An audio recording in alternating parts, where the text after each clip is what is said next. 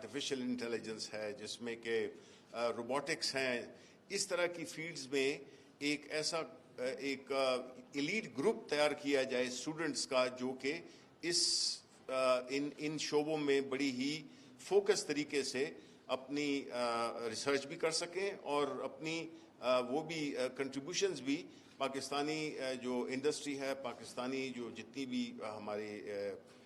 Fields ہیں، اس میں اس کی عملی مظاہرہ بھی نظر آئے. تو اب ہم ذرا اس کو ذرا ریئلسٹکلی، یعنی عملی طور پر کس طرح سے ایک یونیورسٹی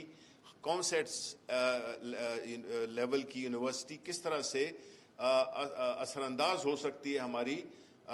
سوشو اکنامک ڈیولپمنٹ میں اور ریسرچ میں، وہ عملی طور پہ اپلائیڈ وہ جو نالج ہے وہ کس طرح سے اس ملک میں ایک سائنسی انقلاب برپا کر سکتا ہے. تو بنیادی طور پہ یہ ہماری ایک انٹروڈکٹری میٹنگ تھی. ہم یہ سمجھتے ہیں کہ اس یونیورسٹی میں بہت زیادہ پوٹینشیل ہے اور اس کے جو تقریباً 36,000 اسٹوڈنٹس ہیں،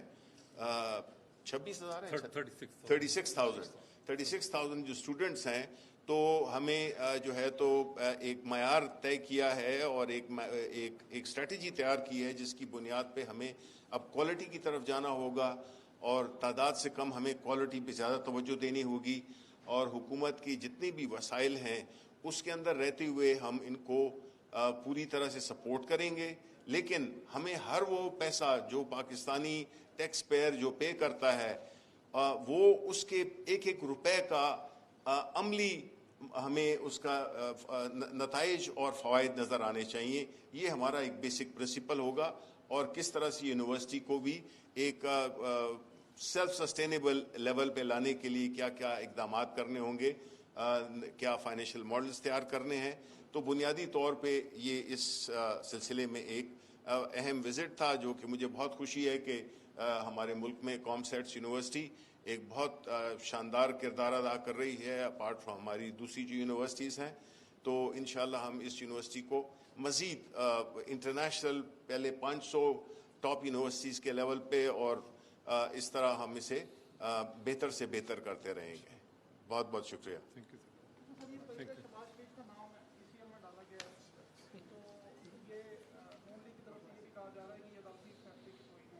اس کا جواب تو آرٹیفیشل انٹیلیجنس کے ذریعے دیا جا سکتا ہے. بات یہ کہ خیر یہ جہاں تک شہباز شریف کا، دیکھیں بنیادی طور پہ ایک بڑا سمپل سی بات ہے، اس میں یہاں پہ اتنی تفصیل میں ہم نہیں جا سکتے، کہ ایک شخص جس کے اوپر اتنے سنجیدہ مقدمات ہوں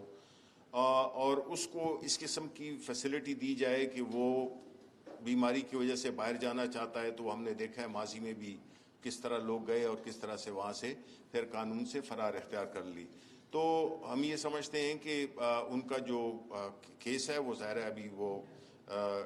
ہماری پارٹی گورنمنٹ لیول پہ ڈسکس ہو رہا ہے، اور جو بھی فیصلہ ہوگا وہ میرا خیال ہے کہ انشاءاللہ آج یا میکسیمم کل تک وہ آپ کے پبلک کے سامنے آ جائے گا. ECL میں تو ڈال دیا ہے، لیکن میں یہ کہتا ہوں کہ دیکھیں اصل بات کیا ہے کہ اس ملک میں اب عوام چاہتے ہیں کہ وہ لوگ جنہوں نے کہ اس ملک کے وسائل کو لوٹا ہے، وہ اب ان کو کیفر کردار تک پہنچانا چاہتے ہیں. اور اس میں ظاہر ہے کہ ہماری معزز عدالتوں کا بہت بڑا رول ہے، ہماری انویسٹیگیشن ایجنسیز کا بہت بڑا رول ہے، اور یہ بھی ہمیں ذہن میں رکھنا ہوگا کہ یہ ایک ایسا سسٹم کریٹ کیا گیا ہے اس ملک میں ماضی کی حکومتوں میں، جس نے کہ صرف اپنے کاروبار کو پروٹیکشن دی، اپنے اداروں میں ایسے لوگ بٹھائے جو کہ ان کے مفادات کو پروٹیکٹ کرتے تھے، جو کہ ایویڈنس کو بھی ڈسٹروائے کرتے تھے، جو کہ راستہ بھی دیتے تھے. اپنی من پسند کے لوگ لگائے گئے کہ وہ ان کو فیسیلیٹیٹ کر سکیں. تو اب فیصلہ یہ قوم نے کرنا ہے کہ ہم نے ایسی سچویشن کو کس طرح سے بدلنا ہے. پرائم منسٹر صاحب کا تو ہمیشہ سے یہی موقف رہا ہے، اور وہ بھرپور کوششیں بھی کر رہے ہیں کہ جب تک قانون کی بالادستی اس ملک میں نہیں ہوگی یہ ملک ترقی کر نہیں سکتا. تو اس لیے ہم یہ سمجھتے ہیں کہ قانون سب کے لیے ایک ہونا چاہیے، کوئی خاص نہیں ہے، کوئی عام نہیں ہے. انصاف کی نظر میں ایک سب برابر ہیں، اور وہ ہم یہ سمجھتے ہیں، اور پورا پاکستانی سوسائٹی یہ سمجھتی ہے کہ قانون کا اطلاق بڑا سیلیکٹیولی ہوتا ہے. اس چیز کو ہم نے جس دن عبور کر لیا، اور انشاءاللہ ہم عبور کریں گے، بیکاز پرائم منسٹر صاحب کی جو کمٹمنٹ ہے، جو ان کی کوئی ان کی کوئی ذاتی مفادات نہیں ہے اور نہ کوئی ذاتی جنگ ہے کسی کے ساتھ. یہ ملک کی بہتری کے لیے ہے کہ جب تک قانون اپلائی سب کو نہیں ہوگا تو یہ ملک ترقی نہیں کر سکتا.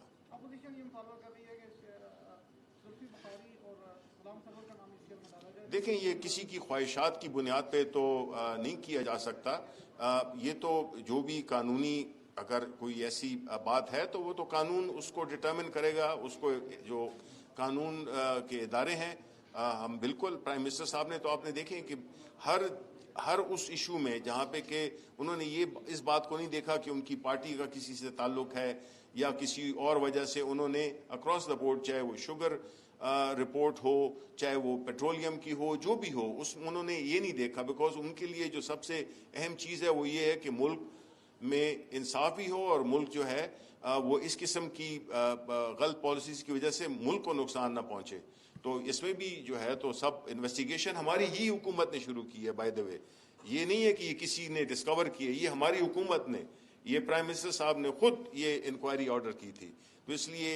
یہ کہنا کہ اس میں نام ہے تو ظاہر ہے جس کے بھی نام ہوں گے چاہے میرا ہو کسی کا بھی ہو وہ تو ظاہر ہے کہ کوئی بھی مبرہ نہیں ہے قانون سے.